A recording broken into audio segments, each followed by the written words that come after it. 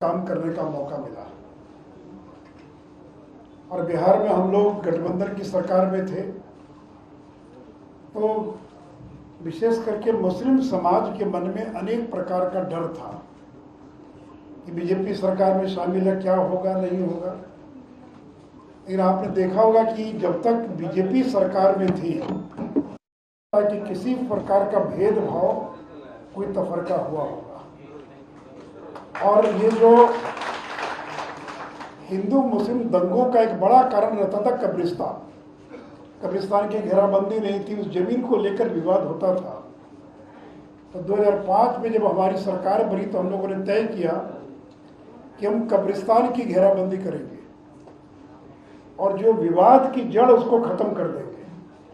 और आज मुझे ये घोषणा करते हुए हर्ष हो रहा है कि एनडीए की सरकार के कार्यकाल में बिहार के 80% से ज़्यादा जो कब्रिस्तान है उनकी घेराबंदी का काम पूरा हो चुका है। और इसके पहले जो लोग मुस्लिम वोट की राजनीति करते थे उन्होंने एक भी कब्रिस्तान की घेराबंदी नहीं की, केवल बातें बोलते रहे। हम लोगों ने मदरसों के आधुनिकीकरण के लिए काम किया। हम लोगों ने जो मदरसों में पढ़ाने वाले या अल्पसंख्यक विद्यालय के जो शिक्षक हैं उनके वेतनमान को देने का काम किया। कहने का तात्पर्य ये कि भारतीय जनता पार्टी के बारे में एक हवा खड़ा किया गया है। और सुन में दो चार बातें मैं बताना चाहूँगा।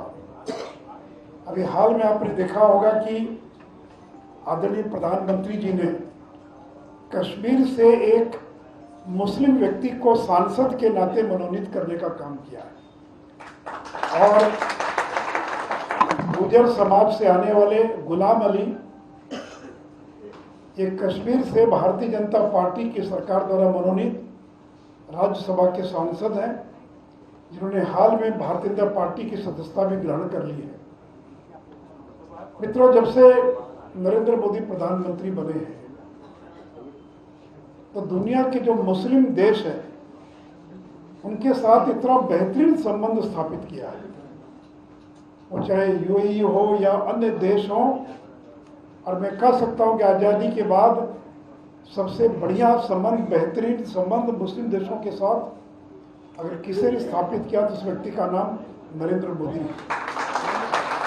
और पिछले दिनों यूएई ने, संयुक्त राष्ट्र अमीरात ने अपने देश का जो सर्वोच्च सम्मान होता है उसे नरेंद्र मोदी को देने का काम किया था। मैं पिछले दिनों अबू धाबी गया था।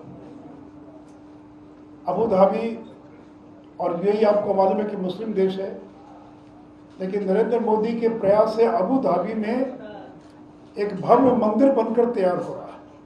और वहाँ की सरकार ने मंदिर के लिए जमीन देने का काम किया है। और मैं इस मंदिर को देखने के लिए गया था। और देखिए, जब बेहतर रिश्ते होते हैं तो क्या होता है।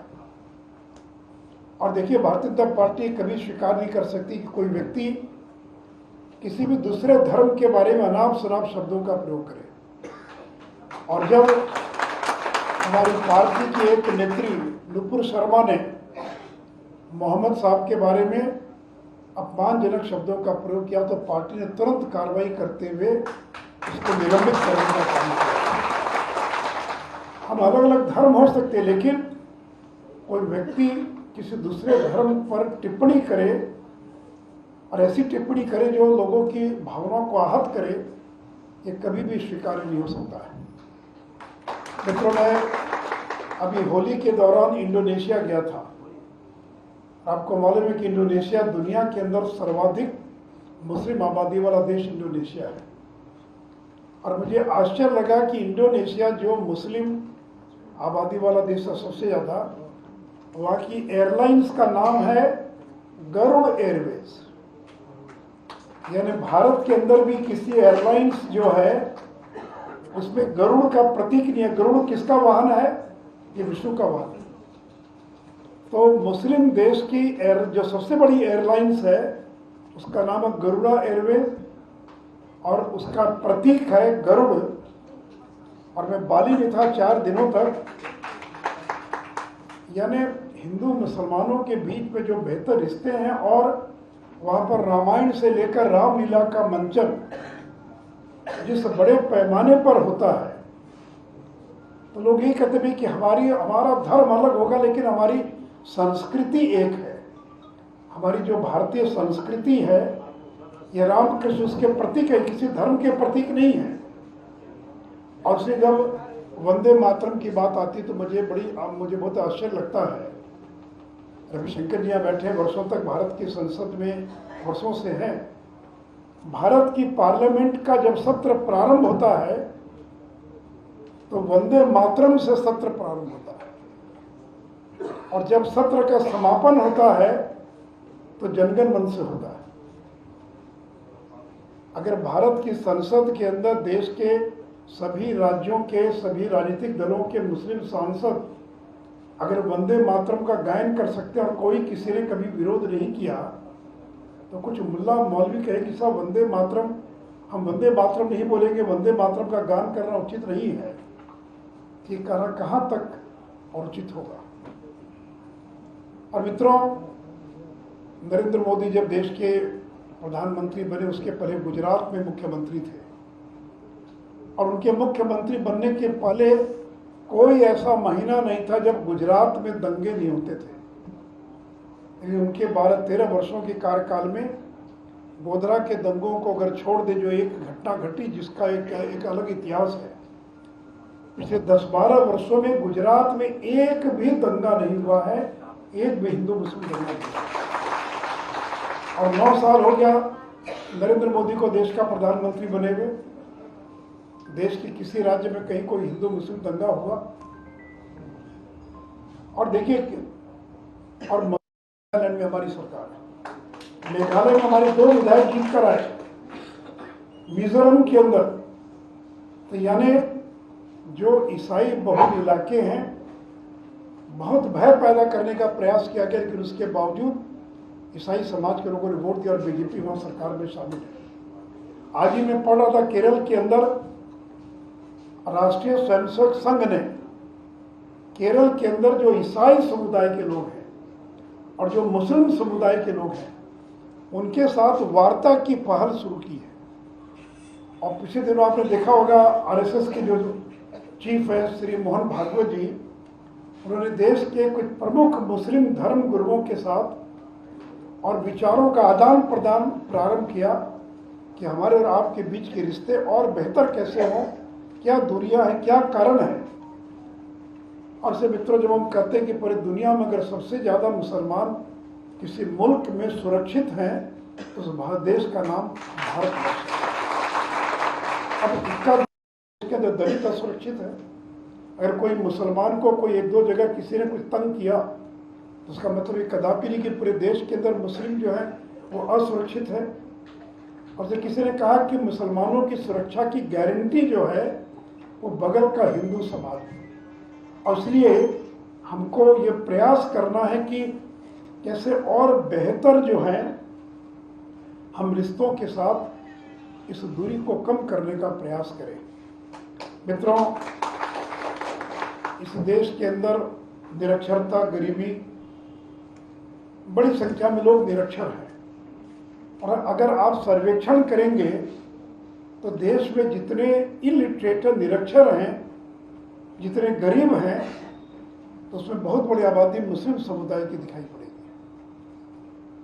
और इसलिए कोई भी समाज को अगर आगे बढ़ाना है तो उसका जो कमजोर तबका है उसको प्राथमिकता देना, उसको आगे बढ़ाना। हम क्यों अनुसूचित जाति, जनजाति, पिछड़े वर्गों को आगे बढ़ाने की बात करते हैं? क्योंकि हिंदू समाज के अंदर ये तबका है जो बाकी की तुलना में पिछड़ गया है। उसी प्रकार मुस्लिम समाज में जो पसमानदा समाज है, जो बैकवर्ड मुस्लिम है, जो कुल मुस्लिम आबादी का 80% से ज़्यादा होगा, जैसे हिंदू में भी 70% से ज़्यादा SC, ST, OBC होंगे, वैसे मुसलमान के अंदर भी 80% से ज़्यादा आबादी पसमानदा मुस्लिम समाज की है। इसलिए ये पसमानदा मुस्लिम समाज की स्थिति और बेहतर कैसे हो और इस तबके को खास करके पार्टी के साथ कैसे जोड़ा जाए, इसका यूपी में अभियान प्रारंभ हुआ है। बिहार में भी हम काम करेंगे और नरेंद्र मोदी जी ने भी आग्रह किया है, आह्वान किया है कि हम उस दिशा के अंदर और हम काम करें। इसलिए मित्रों, कमीशन के तहत आरक्षण मिला हुआ और आज अगर आप देखेंगे तो 80% जो मुस्लिम समाज है वो आरक्षण के दायरे में आता है, क्योंकि मंडल कमीशन ने हिंदू और मुस्लिम दोनों की पिछड़ी जातियों को मंडल कमीशन में शामिल किया है। अब मंडल कमीशन तब लागू हुआ जब अटल बिहारी वाजपेयी देश के विदेश मंत्री थे और लाल कृष्ण आडवाणी देश के और IB information and broadcasting minister थे। जिससे मित्रों, भारतीय जनता पार्टी समाज के सभी वर्गों को लेकर काम करने का प्रयास करती है। पिछले दिनों होली मिलन का कार्यक्रम था, रविशंकर जी ने होली मिलन का कार्यक्रम आयोजित किया। बड़ी संख्या में समाज के सभी वर्गों ने भाग लिया और यहाँ बैठे लोग जानते हैं कि पिछले 25 वर्षों से मैं इफ्तार पार्टी का आयोजन करता हूँ और मेरे इफ्तार में 1000, 1500, 2000 लोग और शामिल होते हैं। ये एक दूसरे को संदेश देने का तरीका है। दूसरे मित्रों, इस देश की इतनी बड़ी आबादी जो मुस्लिम समुदाय 15-16% से ज़्यादा है, इसकी उपेक्षा करके अगर ये तबका कमज़ोर रह गया तो भारत कभी मजबूत नहीं बन सकता है। कहते हैं कि अगर कोई जंजीर है, चेन है, तो उसकी जो सबसे कमज़ोर कड़ी है उस पर ध्यान दिया जाता है कि कमज़ोर कड़ी को कैसे मजबूत किया जाए। तो अगर मुस्लिम समुदाय कमज़ोर रह गया सामाजिक आर्थिक दृष्टि से, शैक्षणिक दृष्टि से, तो देश कभी मजबूत नहीं हो पाएगा। 140 करोड़ की आबादी में बहुत बड़ी आबादी हमारे सिख, बौद्ध, ईसाई, मुस्लिम समुदाय के लोगों की है और इसलिए समाज के मुस्लिम समुदाय के लोगों का विकास, उनकी प्रगति, ये भी हमारी सर्वोच्च प्राथमिकता है।